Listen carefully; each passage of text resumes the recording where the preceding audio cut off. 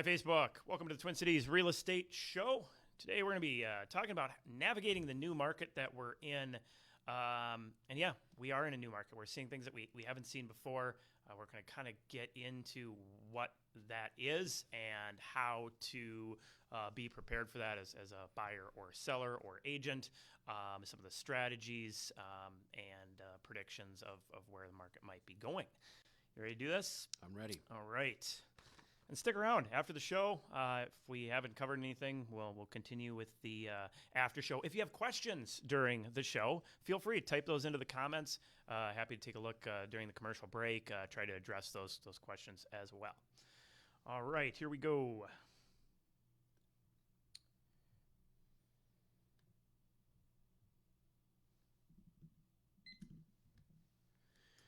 Are you thinking about buying or selling a house, or just want to know what might be going on with one of your biggest investments? Then come hang out with us for a little while. Hi, I'm Kirk Duckwall, and welcome to the Twin Cities Real Estate Show, sponsored by Bricks Real Estate Network. Title Eric Bloomstrand and Chad Preby with Bell Bank Mortgage, and James Tolfson with Country Financial.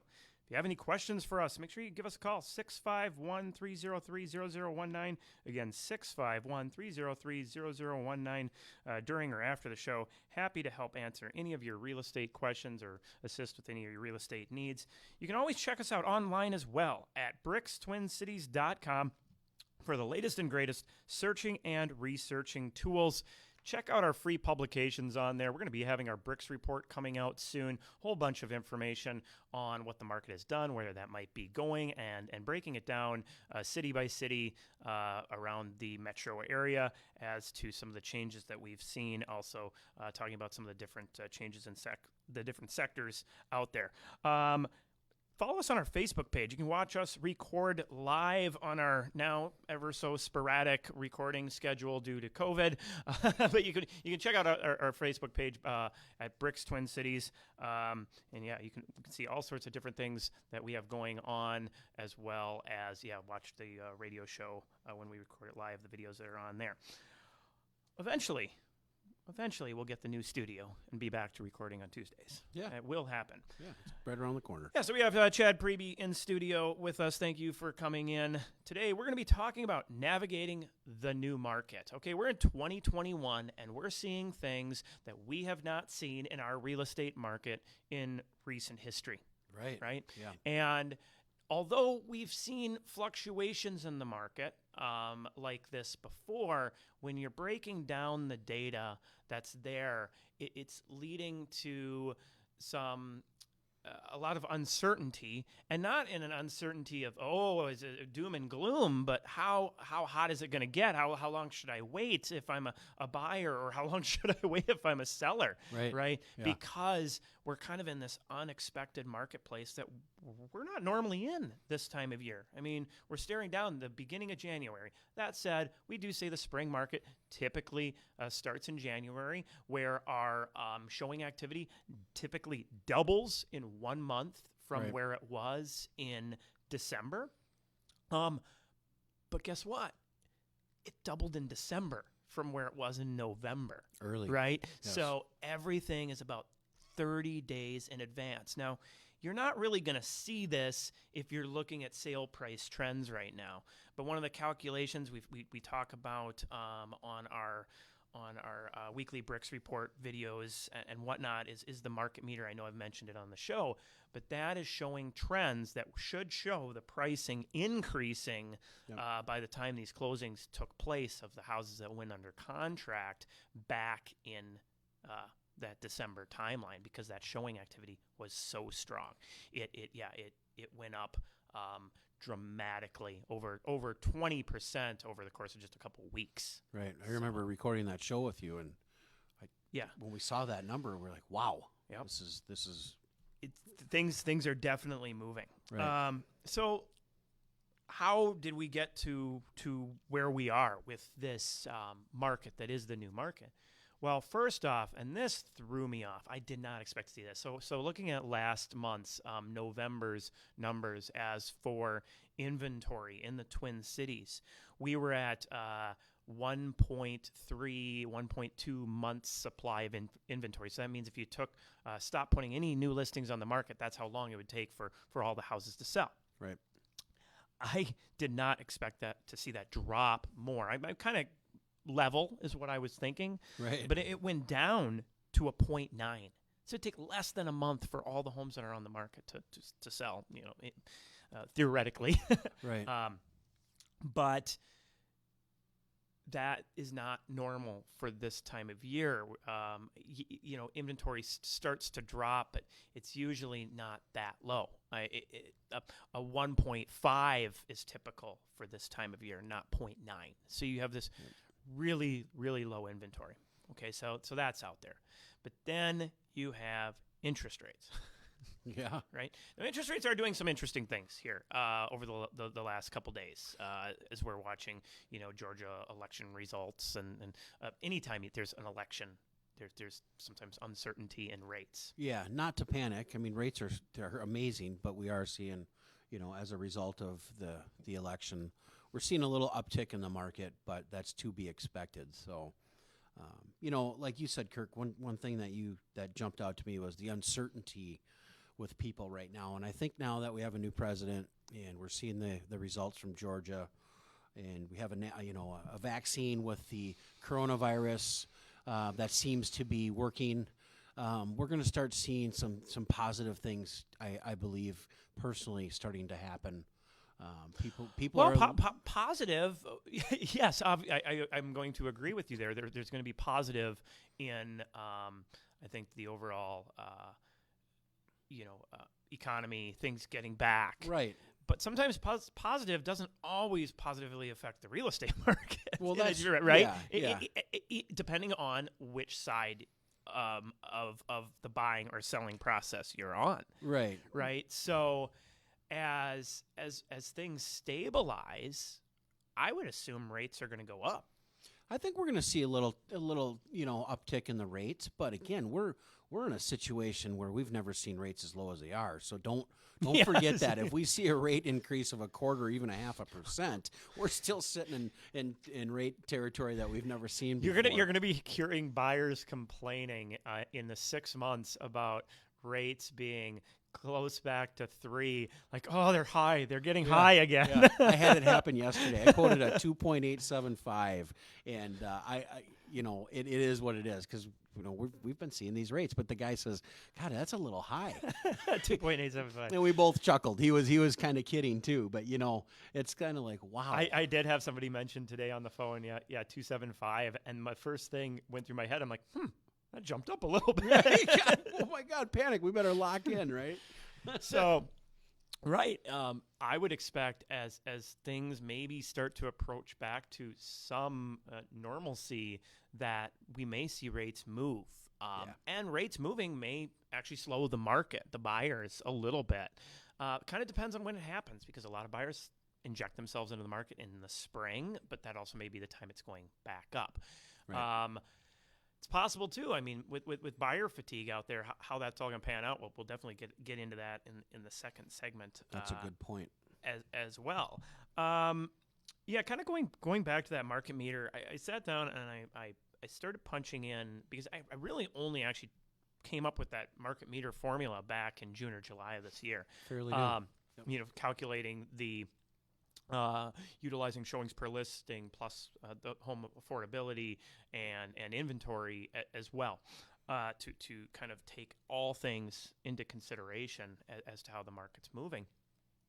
And it was really interesting to actually, I ran it back 2 years and to see, what this last year did and how that panned out in prices. I was really surprised to see that we were really last year in a fall approaching a buyer's market again. It was rebounding. Yeah. Well, that it was getting to be a little more sane, and then flip that over on its head. Coronavirus. Yes, that really did it. Mm-hmm. So I mean, interest rates are historically low. I mean, looking where they currently are or were as of a week ago was down 25% over the same time last year, if you look at it. Yeah. And so the home affordability is in a really good spot out there. I want to touch on the different markets out there, because not all markets are experiencing the same thing. And as a buyer and seller out there, you want to make sure you know how your market is performing. And some of these things that I'm going to mention, these are going to be broad stroke statements. So don't assume this is exactly the case if you are in one of these sectors, because you do want to talk with a professional real estate agent or broker about what's happening in your marketplace. As always, happy to help answer any of those questions if you do have those. Okay, so the condo market did not have a great year overall. They kind of took a beating. I know we mentioned that in the last show we did, that it did not have a great year. Prices falling back, inventory skyrocketing. But single family, again, flip it over. Just absolute insane market out there, as a lot of people started to have to work from home, needing that more elbow room. And this really spread into also like acreage properties, homes with pools, lakeshore, all of these kind of outdoor activity type housing really was the opposite of what the condo market did. Running out of time here in this segment, but I want to jump in and get into some of the opportunities, though, that are out there in this market, even though it's a very, very tight inventory. We're going to take a quick break. Again, always shoot us your question, 651-303-0019. We'll be right back.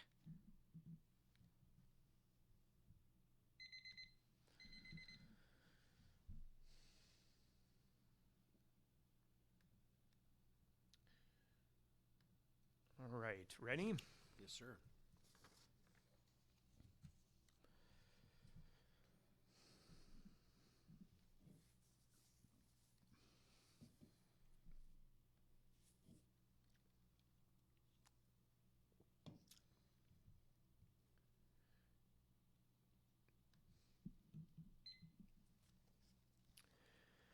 Welcome back to the Twin Cities Real Estate Show on AM 950. If you have any questions for us, you can give us a call at 651-303-0019. Again, 651-303-0019. You can text that number as well. Just make sure you mention that you're listening to us on either AM 950 or following us on Facebook or podcast to give a little context to maybe reaching out. Or you can reach out via email at support@brickstwincities.com. Kurt, so did you mention the tools that you're providing on your website? As far as the home searching tools, the publications, all of that. I touched on the publications in the first segment in the intro. Yeah, also, follow what we're putting out on our Facebook page. Always try to keep people up to date as to where the market is. If through our Bricks Twin Cities site, we have this market reports thing. If you want to get very narrowed in when talking about following the different sectors of the market, if you're using our search tools, I believe you can sign right up for the market reports for your specific neighborhood. Yeah, I like it a lot. And what's going on there. And so really good tool to track how the market's moving. So today, we're talking about navigating the new market. We kind of talked about what that market was in the last segment, but I want to talk a bit in this segment about how do you get through that market, get through what we're going to experience, because my guess is it's not going to last a long time, this very extremely low interest rates and extremely low inventory. Okay. I do think that by summer, that may be early, that may be late, but summer of this coming year, that inventory is going to be starting to pick up as interest rates come up. You're not going to maybe have as many buyers in, and things are going to normalize a little bit.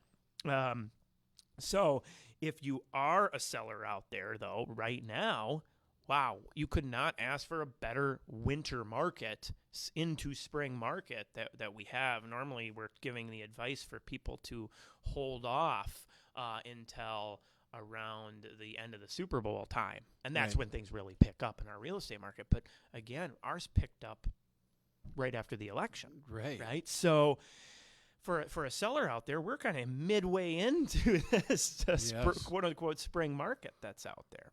Yeah, I would recommend, if you're teeter-tottering on that decision, right now is the time to sell. Yeah, or if nothing else, pick up the phone and have the conversation of does this make sense? because we do say if you wait until it's green, you're going to miss out on some green, right? We say that every year. Right. This year, it's even more so. You know, that it's not just the snow melting. Yeah, exactly. Right. It's going to be piles of snow are going to bring in the piles of money, it seems like, for a seller out there, right? It's just multiple offers, extremely low inventory, but there's still a strategy to it. Even on the flip side, though, if you're a buyer, you want to be prepared. Yep. Absolutely. So talking about opportunities out there. You know, it is the winter market for somebody who is looking at that. We talked about acreage and how that kind of blew up in the summer market. If you are looking for acreage or lakeshore, winter's actually a good time to go look for that because a lot of people aren't. I know I have had buyers that have pulled themselves out of the market. Well, I don't want to walk around with all the snow on the ground.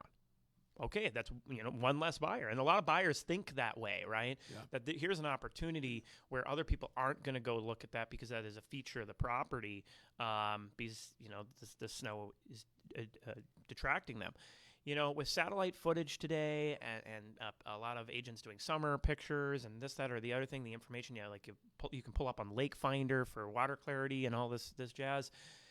You can do a lot of research up front, and if you can do that, you can put yourself in a position to maybe not have as much competition right now. So there's an opportunity, which is a hot sector that was moving along this summer that will probably pick right back up when things warm up, that you might be able to jump in to an opportunity out there. For condos, I know I've got my sister-in-law. I'm really trying to get her to jump on a condo right now because inventory is so high. They did take kind of a hard hit, but it's starting to drop. Inventory is coming down on condos. So as that comes down, the pricing adjustments they're going to start to move back up. Okay. So there is an opportunity in the condo market out there as well, as well with houses with pools. Again, people like to see the cover off and look at it. If you're willing to just pull back the cover a little bit, look at the liner and see what you can see. Right. Is there a risk? You might have a bad liner. Yeah, there's a risk, but you might be able to get that house for $15,000, $20,000 less than you would during the summer. A liner's $4,000. Right. So looking at some of those opportunities can be an option. Okay, so that's just kind of some of the sectors that you can find opportunities in. But there's also, for buyers, opportunities in properties that are not marketed correctly. We drill this point home on the show a lot, so I'm not going to spend much time. But look for the houses that don't have staging. Look for the houses that don't have the professional photography. Look for the ones that just came back onto the market because something happened. Right. It doesn't mean something bad happened. Maybe a person, got furloughed. They couldn't close. So, yes, something bad happened for that buyer, but not something wrong with that house. Financing fell through. Right, financing fell through, right? That's not something wrong with the house. And sometimes I've seen houses fall apart on inspection, and you see what the items were that were the problem, that were why they walked away, and it's like, oh, yeah, that's not a problem, right? It was a cold feet. Right. So just because a house comes back onto the market doesn't mean there's something wrong with it. Exactly. So there's a huge opportunity with those homes because it's the ones with the pretty photography, with the wide angle lenses, with the staging, that sell fast and sell in multiple offers, and people are going to put themselves in the risk of paying more than that home may be worth. Right. And that said, I'm not saying you don't make offers on those houses. Just be careful. Make sure that your agent is running that market analysis, making sure that they're looking at the automated appraisals and doing their due diligence. Right. On the flip side of that coin, we're talking about these opportunities: no staging, bad photography, homes coming back on the market. As a seller, you don't want to be in this position. You want your house to look good. You want that professional photography. There is ways to get around. If you have a house that does come back onto the market because something happened, you do a cancel relist. You put it out under a new MLS number. You don't let it build that stigma. Right? So you want to make sure your agent has the strategies to get you the best price in a fast-moving market. Good point. Because we see spreads. It doesn't matter how hot or cold the market is, the spreads are still there between a well-marketed listing and a well-prepared agent and seller versus one that's not. Okay. Right. That's a big deal. I know I've heard a few stories recently where the agent representing the seller is more of a little too laid back, where your house is going to sell anyways. We don't need to spend so much time on the staging or the photos. Let's just see what happens. Yeah, I can sell a Ferrari for $500 too. Well, right. Well, exactly. So you're losing out on a huge percentage of the the pie there with the sale price. Mm-hmm. You're not going to get the full value out of the house. As I've said before, I mean, anybody, my dog could sell a house. It's not selling the house; it's selling the house for the most money. Right. Right. That's why you want to do your research on your agent, right? I mean, and there is a convenience factor. I'm the first one to understand. Yeah, you don't want to put yourself under a ton of stress, but just because of convenience, a good prepared agent can provide those services without putting you under a lot of stress and get you that money. So that's something you want to make sure that that you're aware of. For buyers out there are these different strategies as to help you win in multiple offers without necessarily being the highest price. We only have about a minute left, but it's that inspection guarantee, appraisal guarantee, escalation clauses we've talked about in the past. I'm not going to be able to fully dive into that, but again, we got the publications online, brickstwincities.com. It's free. Pull it. The Smart Home Buyer book is on there. It has those strategies in there that can help you win. I've had agents flat out say, if it wasn't for that, we would have gone with this higher offer. How about that recasting option?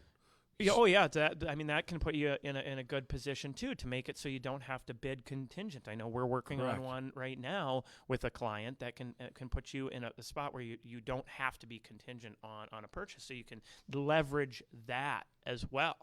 So you just want to make sure you're prepared, that you're planning. This market is going to be fast moving quickly. For a seller, it's a great time to be out there. As a buyer, be patient. That doesn't mean don't look, because the only way to find the right house is to keep your eye out for the right house. So keep your eyes out there, because I do think the market is going to ease up as we get into summer, get out of this hopefully crazy year and a half that we'll have been in. All right, so thank you, Chad, for joining me. We'll be back again next week. Take care. Be safe. Kirk.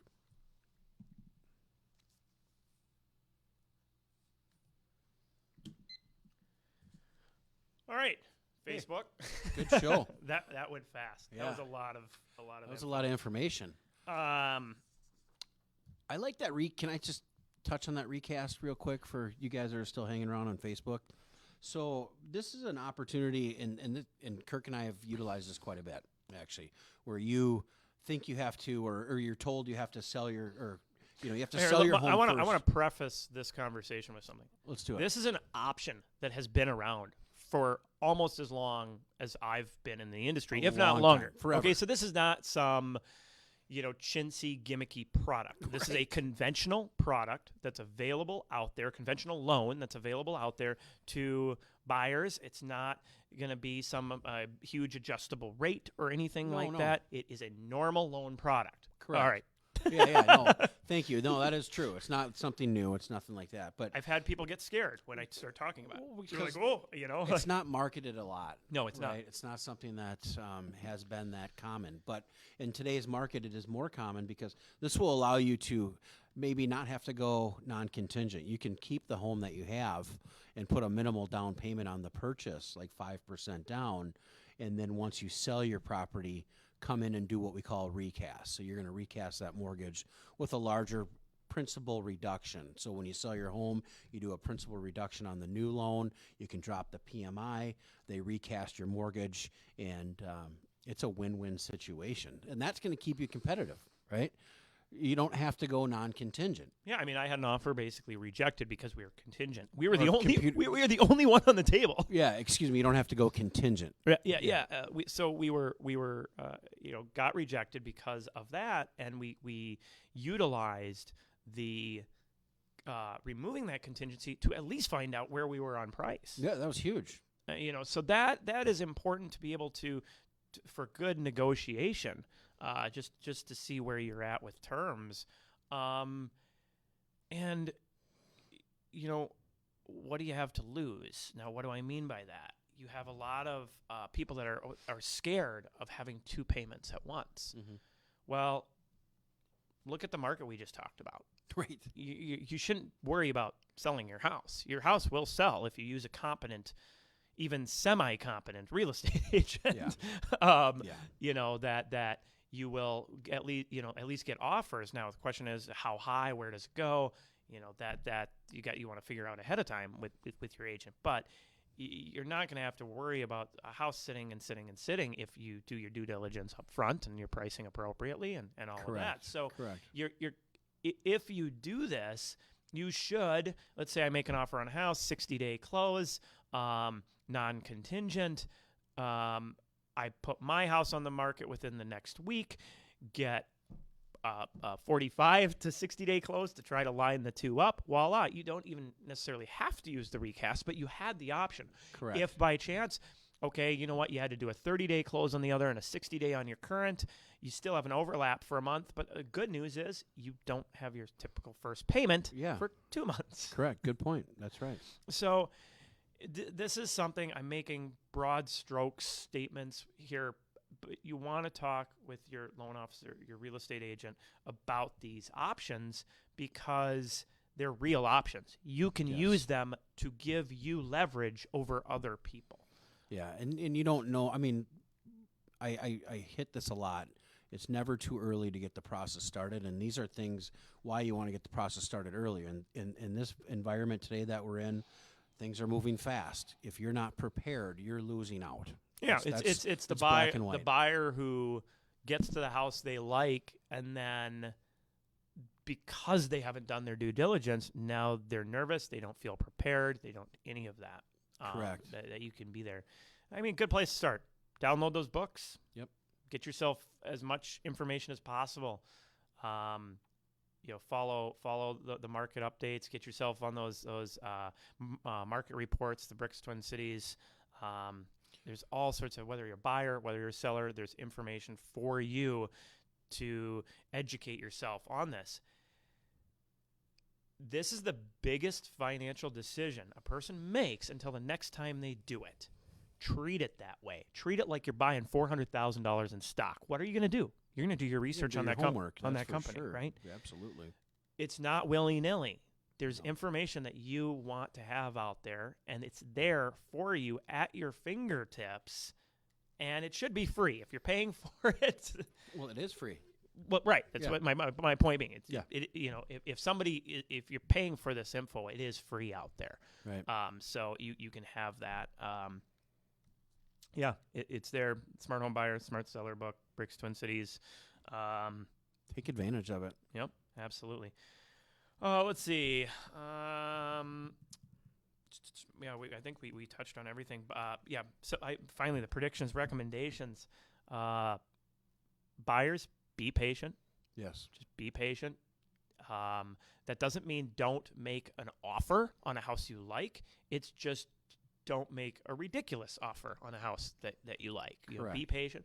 For sellers, if you're able to move faster into this spring market, if you're looking to sell this year or you were thinking about selling this fall but would like the financial advantage you may get from selling this year or this spring or early spring, winter, I would do that. Yeah. Even if you are in the position, maybe you could rent for 6 months. I had a lot of people do that when we peaked kind of last time around. Yeah. What was it? Spring 2019-ish. Yeah. Yep.